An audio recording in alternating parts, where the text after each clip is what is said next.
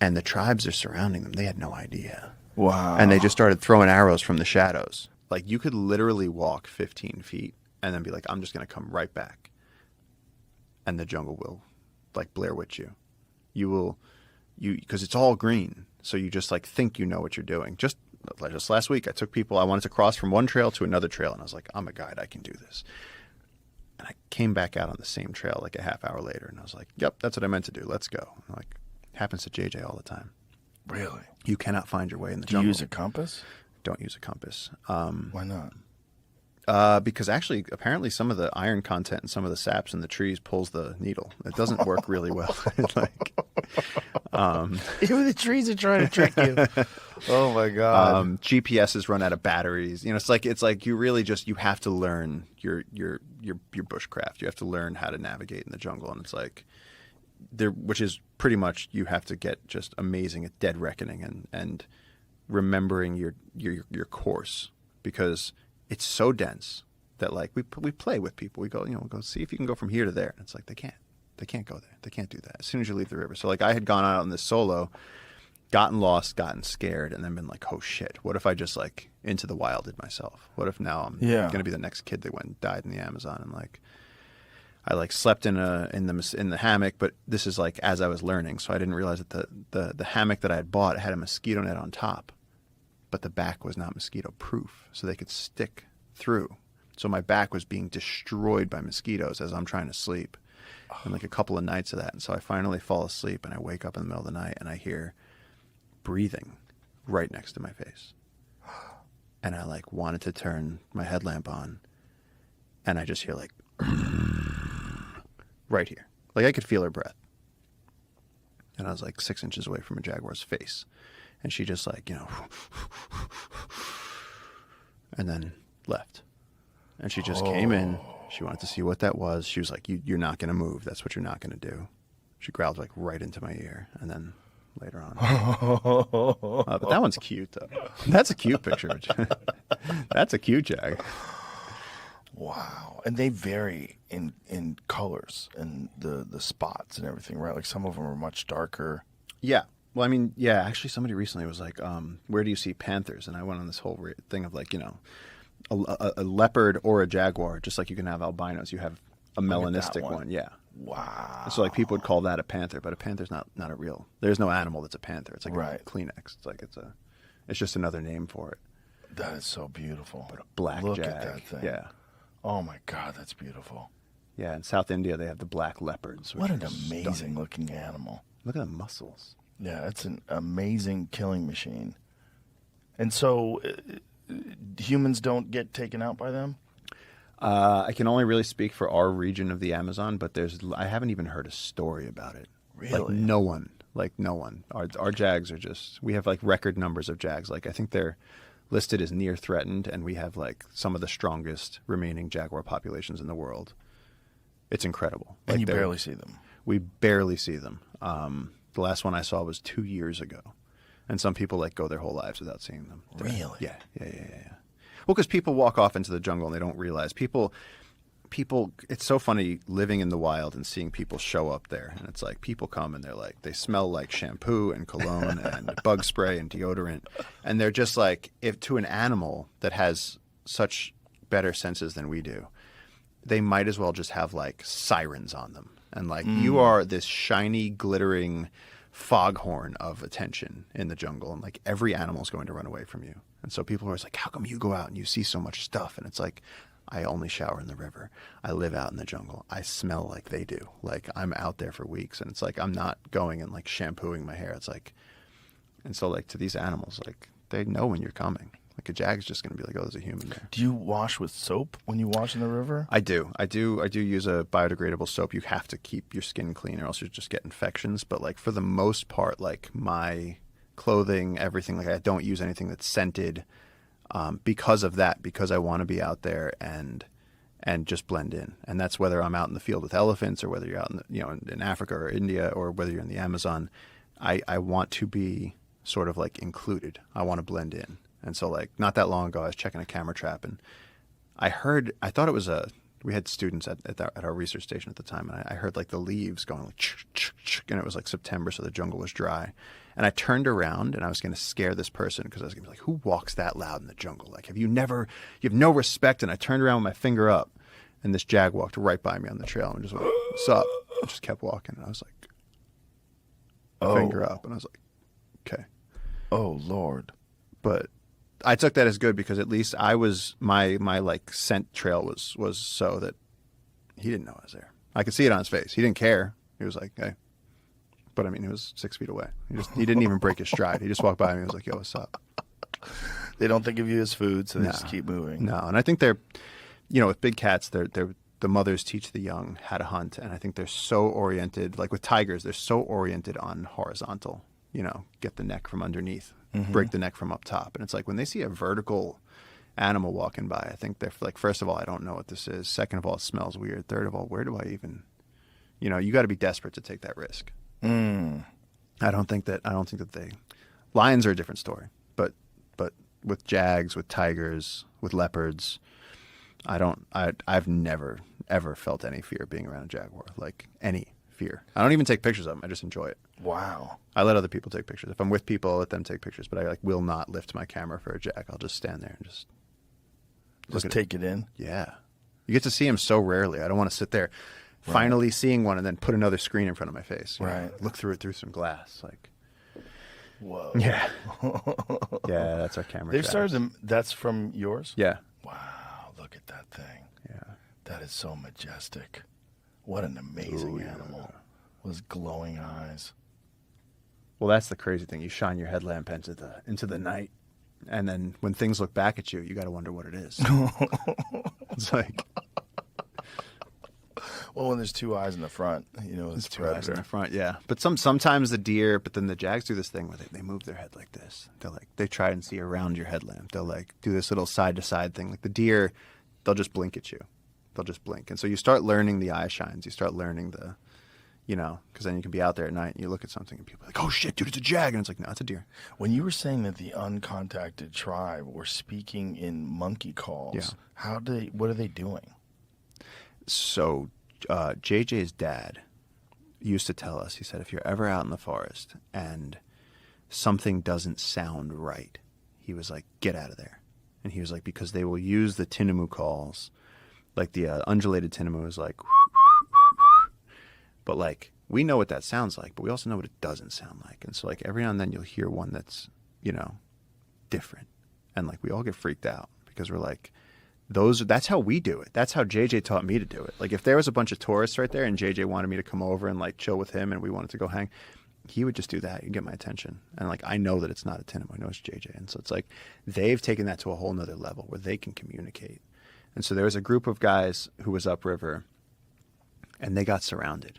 They heard monkey calls coming from different directions, and they realized that they were completely surrounded. And like at least one of the guys who was telling it to me, he got in the water and like crawled like a turtle and like escaped.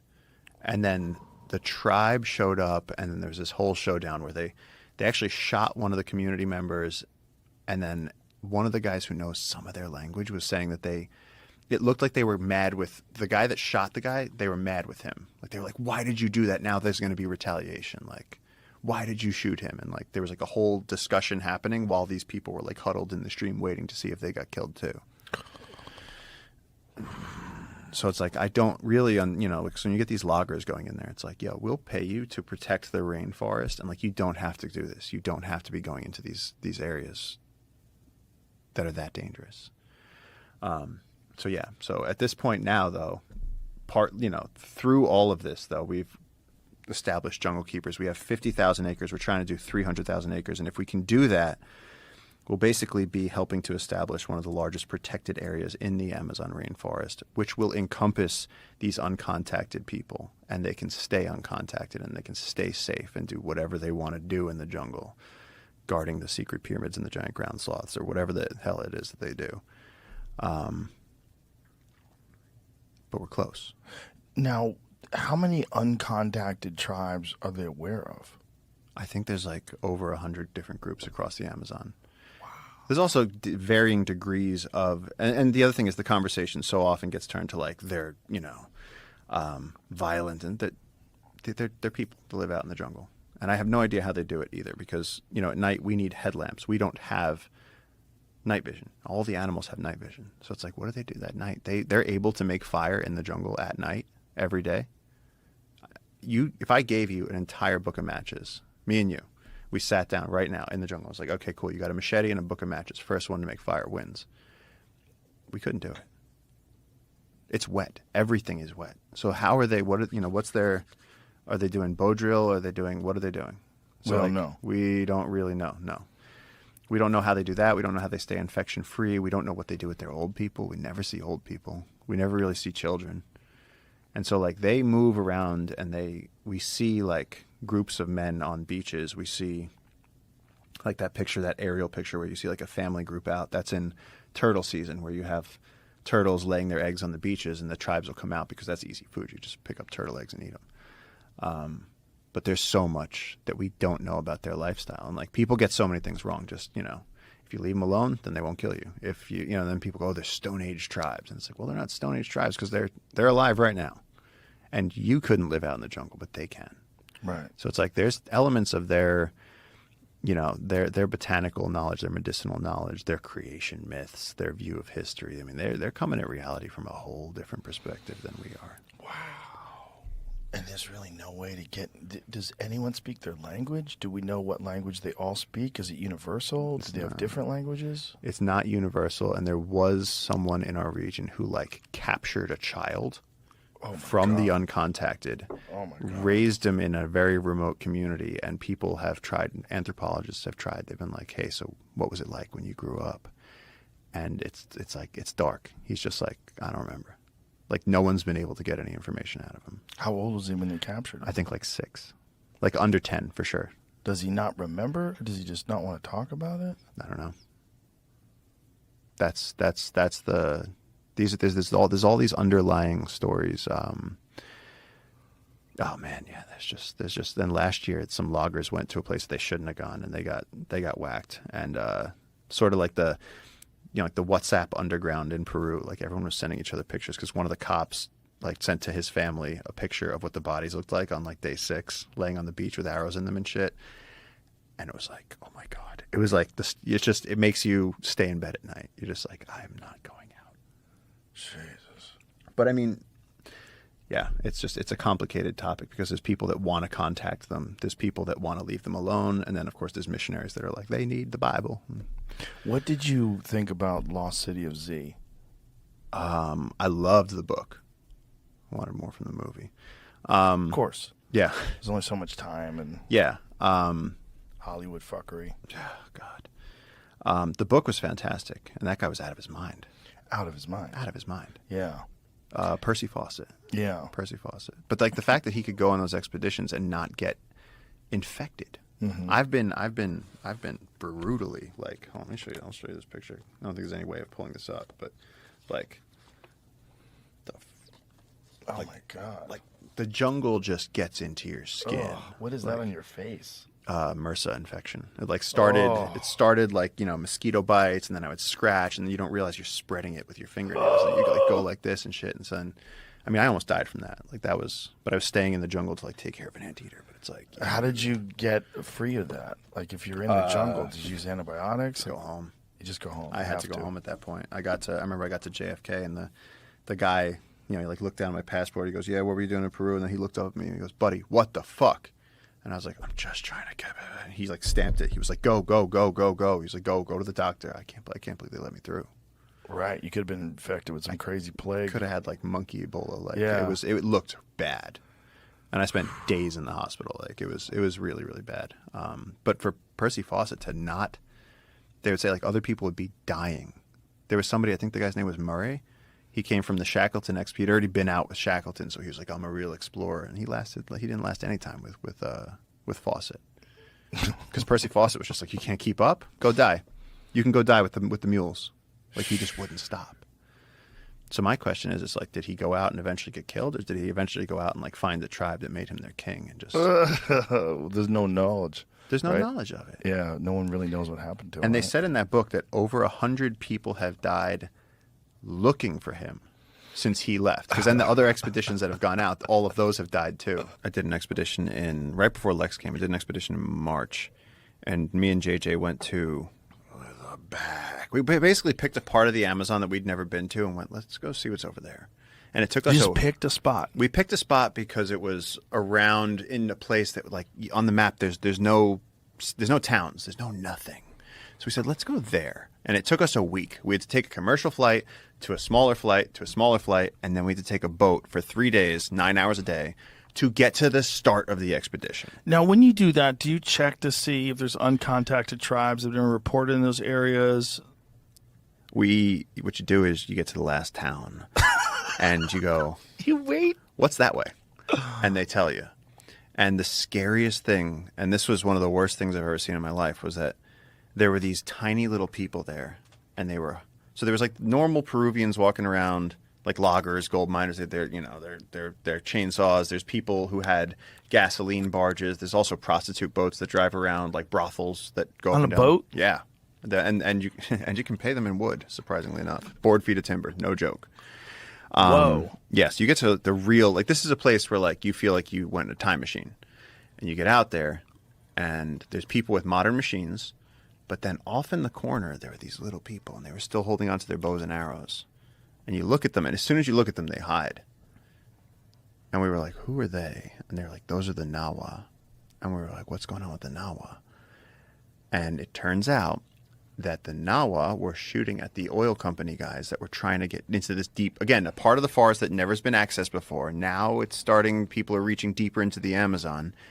And the problem is they'd be going up this river, and there'd be arrows flying by them. Oh, my God. So how'd they solve that problem? They funded the missionaries, sent the missionaries out there to talk to the Nawa and convince them to come back to the nearest town. So these are uncontacted tribes who are right there. Like, we're standing there, like, kind of talking to them. We're like, hola. And how do the missionaries communicate with them? the missionaries go, like, Bible up, and they just hope. And they just fucking hope. Are these the Mormons? Like, what groups? I actually don't know. Mormons love to do that. I don't know what group it was. I know I saw the missionary, and he gave me a dirty, evil look and walked away. Like, this is dark shit. It was dark shit. The missionary gave you an evil look. Oh, That's no. These are not people that are okay. And so these terrified... Think about this for a second. What are the missionaries up to? They're working for the oil companies. They're clearing out the forest. They're clearing the way. They're just doing it peacefully. But are they actual missionaries, or are they acting as missionaries? Whatever it is, they're going with the missionary protocol, getting these people to come in. So what they did was, through 2 translators from Spanish to Yine to Nawa to something, we asked this guy, and we had to stay away because we didn't want to get them sick. And we had to say, like, what are you doing here? And the guy was like, I'm trying to go back to my house, like where I live, not my house, my jungle. And he said, these missionaries said if I came here, that then they'd help me in the food and, And they were very confused because the missionaries had brought back a boatload of them and kind of tricked them, because then when they got to the town, they just showed up to capitalist society, which, even though it's super remote, they're like, you want food? You got to buy it. And these people have a bow and arrow, but there's no more animals around because they've killed everything. God. And they go, but I want to go home. And the missionaries go, well, do you got gasoline? Now they're stuck. Oh, my God. And how far? Like 3 days of driving in a boat, so like 70 miles by river. Oh, my God. And so these poor people are coming into modern society 1,000 years late with their wooden bow and arrows. They're this big. They're tiny little people, and they're terrified, and no one's helping them. Oh, my God. And it's the edge of the world, and it's exactly when I was reading this Comanche book on that expedition, and I'm going, this is the same thing. It's that manifest destiny. This is the end of their culture. There's no one who's going to help them. And they were just terrified, sitting there at the edges of the streets, and all these people are riding by on like motorcycles and rickshaws, and there's boats going by, and these people are trying to look for like a rat to shoot. Oh, my God. It was terrifying. Oh, my God. It was terrifying. I felt so bad for them because they had no idea. You could see they had no idea. And they don't even speak the language. They don't even speak. They're 2 degrees separated with language. So like you could speak Yine, which is the local tribal language there, but these people don't even speak that. They speak their language. So you'd have to go from Spanish to Yine to Nawa. Oh, my God. And we were there, and these people were going. So how does someone know Nawa that you talked to?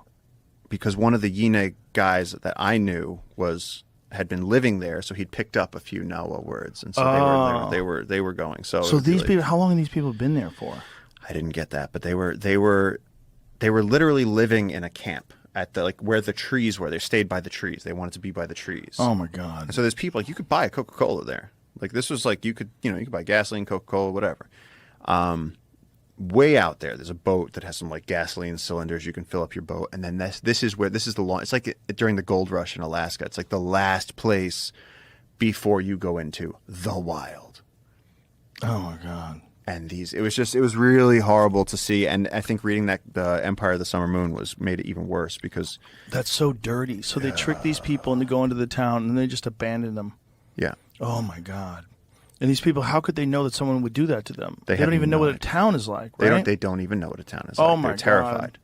And so they're still, you see them, they're washing by the river and they're trying to feed their babies, but they're probably starving. no one gives a fuck. And no one gives a fuck. And they're Oh treated my like dirt God. too, because humans are humans, and so Right. no one wants to help them. Nobody can talk to them. And then of course they're kind of frustrated, right? Right. So they're not exactly friendly either. Right. Wow. So yeah, crazy. Have you seen that overhead fit? There's a view, a camera is on the helicopter or something, and it's photographing these guys, and they're all fucking pointed bows and arrows. This one, how wild is that? You think that's wild? I can show you something that I can't show publicly, but look at this. Really? Yeah, I got something that no one's seen. Ooh. This is from last week. I'm gonna show everybody. No, you're not. This is from last week. Oh wow. So what Joe's looking at right now is a bunch of uncontacted tribes standing in the rain, and again, they don't speak the language of the people that are trying to interact with them. So this is across a river. Are these those same people that were in that town? These are not the Nawa. This is a different tribe. Oh my God, man, this is wild. This is like imagining what it would be like to run into people hundreds of thousands of years ago. Are you on the single guy yet? Yeah. Incredible, man. I mean, that guy looks like someone from the past. Yep. He doesn't look like someone from now. Yeah. And so what they did was they sent them a canoe full of bananas. Now that guy's standing there in the cold, shaking his head he might just not know the word for blanket. It's insane, man. This is incredible. Yeah.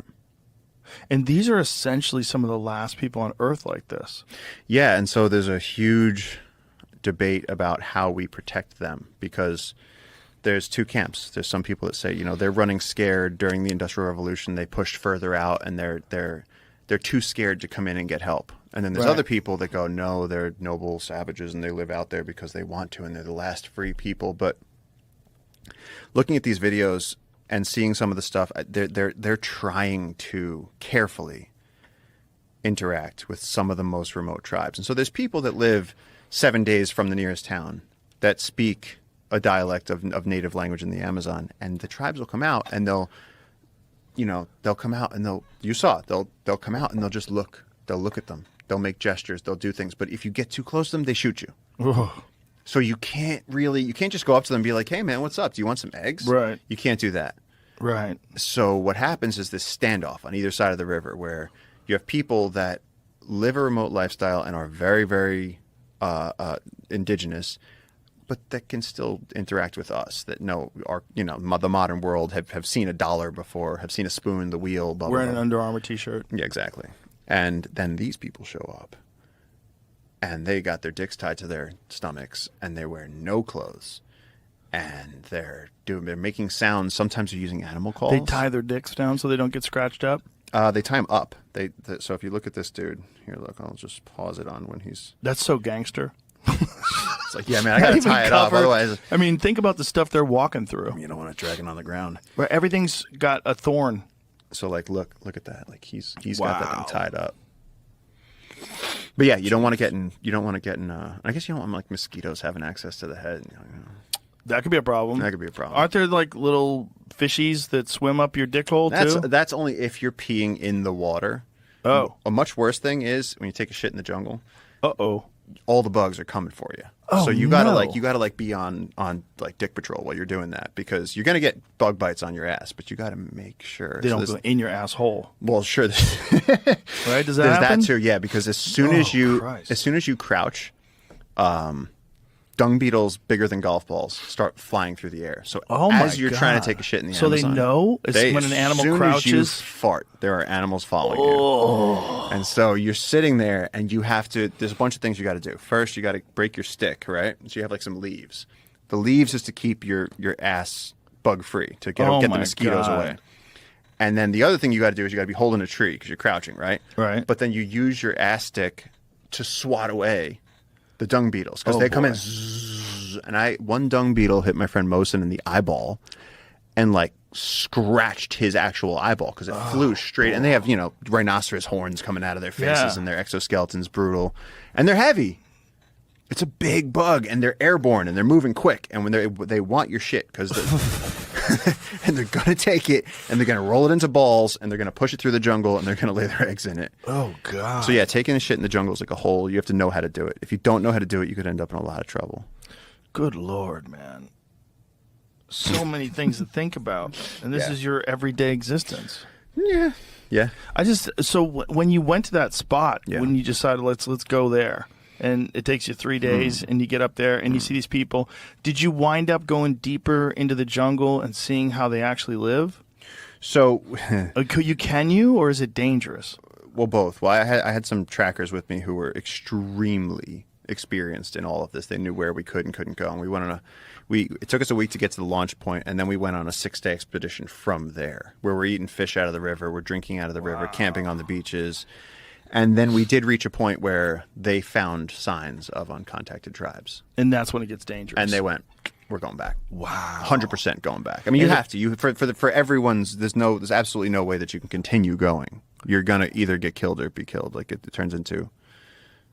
I mean, these guys turned around, they loaded the shotguns, and they were like, we turned around this moment. They turned to the boat, and the moment that you Because they know you're there before you know they're there. Oh, they know you're there. Yeah, if you're coming in a boat too, it's probably making a lot of noise. Yeah. Right? Oh yeah. Wait, they hear that thing from a long ways out. 3 weeks ago, some loggers, they found them. They were the chainsaw. The loggers were chainsawing on the Tawamanu River. The loggers were from the look of I'm kind of Sherlock Holmesing the image I saw. The loggers were cutting this log. They were dead where they were standing. So you think these guys are going cutting this log. If you enjoyed today's episode on JRE Plus, don't forget to give it a thumbs up and share your thoughts in the comments below. Thank you.